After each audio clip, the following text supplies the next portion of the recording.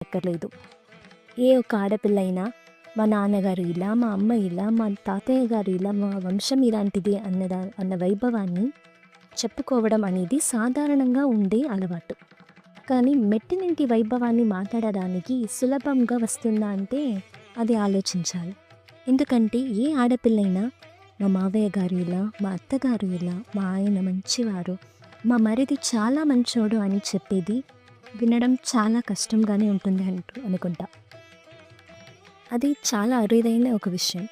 కానీ ఏ ఒక్క ఆడపిల్ల తన పుట్టినింటి గొప్పతనం కన్నా తన మెట్టినింటి గొప్పలను చెప్పడానికి చాలా సంబరపడిపోతుంది. గోదాదేవి మనకు కేవలం వాళ్ళు పెరుగు అమ్ముతున్నారు, స్వయం ఉపాధి ఏదో చేస్తున్నారు, సంపాదిస్తున్నారు అని చెప్పట్లేదు. ఒక ఆడపిల్ల అయ్యుండి ఇతర స్త్రీలు చేసే పనిని గౌరవిస్తూ మనకి చెప్తున్నారు. అందుకే సమాజంలో బయట ఉద్యోగం చేస్తున్న వాళ్ళని కానీ, ఇంట్లో ఉండి తన ఇల్లాలి కర్తవ్యం